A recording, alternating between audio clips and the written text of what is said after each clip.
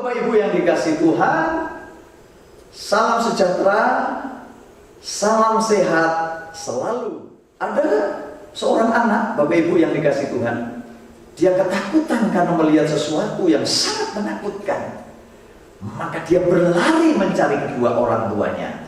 Dan ketika bertemu dengan ibunya, dia peluk ibunya. Karena dia tahu ketika dia memeluk ibunya, maka segala ketakutan, segala kekhawatirannya dia terlepas semuanya.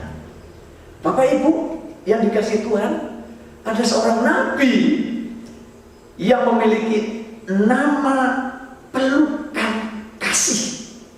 Itulah Habakuk. Dalam Habakuk pasal 3 ayat 17-19 berkata demikian: sekalipun pohon ara tidak berbunga, pohon anggur tidak berbuah, hasil pohon zaitun mengecewakan, sekalipun ladang-ladang tidak menghasilkan bahan makanan, kambing domba terhalau dari kurungan, dan tidak ada lembu sapi dalam kandang, namun aku bersorak-sorak di dalam Tuhan, beria-ria dalam Allah yang menyelamatkan aku. Allah Tuhanku itu kekuatanku.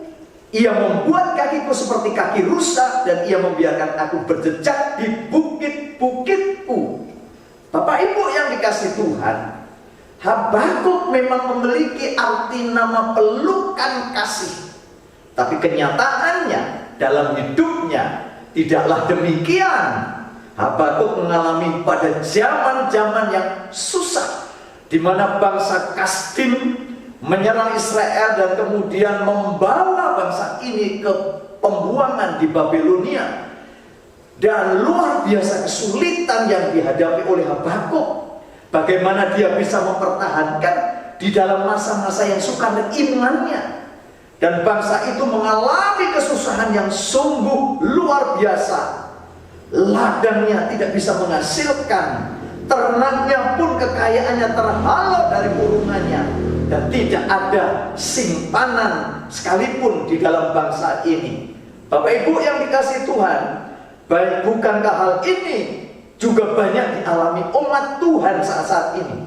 Dalam krisis yang saat ini, kondisi yang saat ini, secara global dunia mengalami, tapi bangsa ini juga mengalami kesulitan-kesulitan.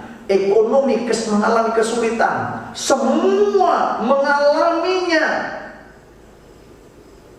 Semakin banyak tekanan yang kita hadapi hari-hari ini. Tetapi apakah kita akan menyerah dengan keadaan yang seperti itu? Marilah kita belajar seperti Habakuk, bagaimana dia mendapat kekuatan, dia bagaimana mendapat pelukan kasih Tuhan di masa yang sukar ini. Kita mau belajar yang pertama, yaitu tetap menanti dengan sabar dan terus berharap. Habakuk pasal 2 ayat yang pertama, aku mau berdiri di tempat penghentianku dan berdiri tegak di menara. Aku mau meninjau dan menantikan apa yang difirmankannya kepadaku dan apa yang akan dijawabnya atas pengaduanku. Bapak Ibu, Habakuk memposisikan diri seperti seorang penjaga menara pengawal. Bagaimana seorang penjaga tidak boleh tertidur, tidak boleh terlalu reaktif sehingga meninggalkan pos penjagaannya. Dia harus bertanggung jawab di mana dia ada di situ. Seorang penjaga harus diam, melihat, dan siaga.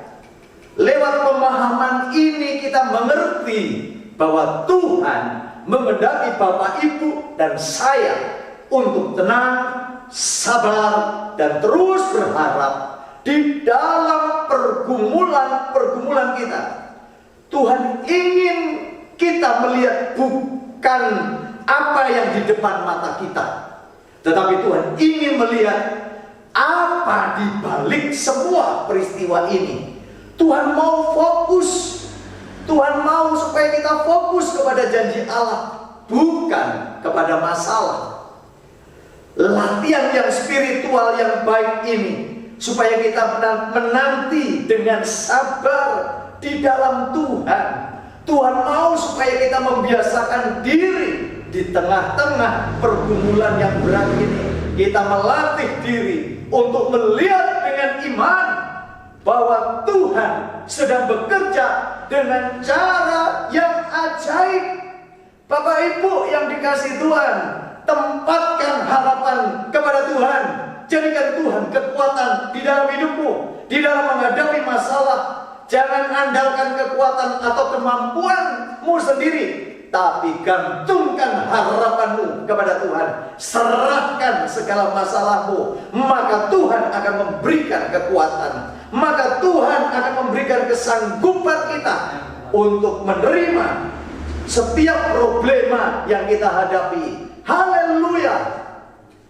Yang kedua, Bapak Ibu, kita harus tetap percaya di kala meratap. Habakuk pasal 2 ayat 4, sesungguhnya orang yang membusungkan dada tidak lurus hatinya, tetapi orang yang benar itu akan hidup oleh percayanya. Terjemahan yang lain berkata, orang yang benarlah yang akhirnya akan muncul sebagai pemenang. Luar biasa. Bangsa Babel merupakan bangsa yang sombong, sebagai bangsa yang terkuat. Tetapi yang akan hidup, kata Tuhan, adalah orang yang hidupnya oleh percayanya. Tuhan tidak main-main dengan janjinya. Kita sepertinya kalau sedang menghadapi ini maunya cepat selesai, semuanya boleh semua selesai dengan baik, tidak berlama-lama. Tapi ingat Bapak Ibu, waktu Tuhan adalah bukan waktu kita. Apa yang kita lakukan di waktu ini adalah tetap percaya, kata Habakuk, tetap mempercayai firman Allah.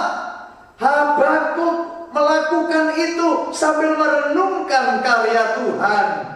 Bapak Ibu, bagi kita ingat salib, kita mengingat penderitaan Yesus. Yesus telah menyelesaikan penderitaan yang terbesar, yaitu dosa. Percayalah apa yang terberat saja sudah dibereskan oleh Tuhan lewat salibnya. Maka saya percaya Tuhan pun seberat apapun hidup kita, Tuhan akan membereskan segala kehidupannya. Bapak Ibu, Tuhan Yesus di dalam Kisah pasal yang ke-8 mengajarkan kepada kita bahwa Dia tidak pernah meninggalkan murid-muridnya dalam keadaan apapun. Bahkan di dalam keadaan yang seolah-olah Dia tidak bekerja, tetapi sesungguhnya Tuhan Yesus terus bekerja menggenapkan rencananya buat murid-muridnya, juga buat kita semuanya. Tuhan selalu ada di dalam hidup kita. Oleh sebab itu jangan khawatir, jangan takut, percaya dikala kita meratap, dikala kita sedang sengsara, Yesus akan membuat saudara menjadi pemenang di atas segala pemenang. Yang ketiga, Bapak Ibu, kita mau belajar bagaimana kita mengalami pelukan kasih Tuhan. Tetaplah bersuka cita. Habakuk berkata, bersorak-sorailah dalam Tuhan, beria-rialah dalam Tuhan. Habakuk mengajak kita agar tetap bersuka cita dalam keadaan sesulit apapun. Bapak Ibu mengingat kembali bagaimana bangsa Israel memiliki kota Yeriko pada hari yang ke-7. Mereka bersorak-sorai. Dan ketika mereka bersorak-sorai, tembok Yeriko yang sebesar itu dapat diruntuhkan oleh kuasa sorak-sorai. Demikian juga malas berat apapun yang kita hadapi, kita percaya ketika kita bersorak-sorai bagi Tuhan, maka masalah itu pun akan diruntuhkan. Dengan bersorak-sorai bagi Tuhan dengan segenap hati kita.